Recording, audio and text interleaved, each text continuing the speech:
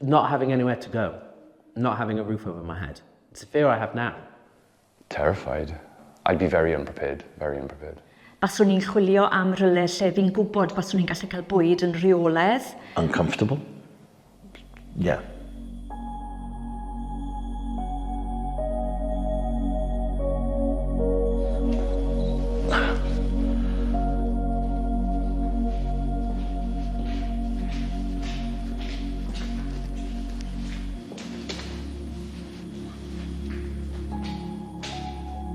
My mobile phone and charger, because I'm going to need contacts.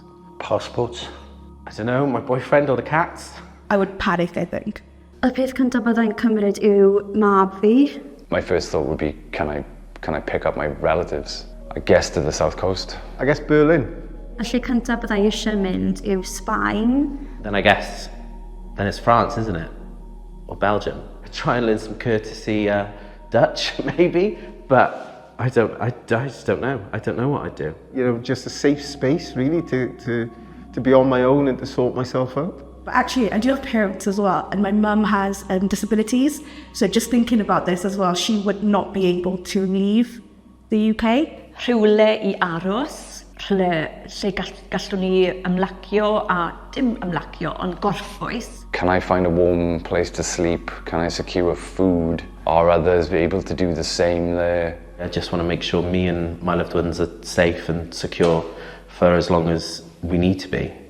Is the local population happy that I'm there? Is the government happy that I'm there?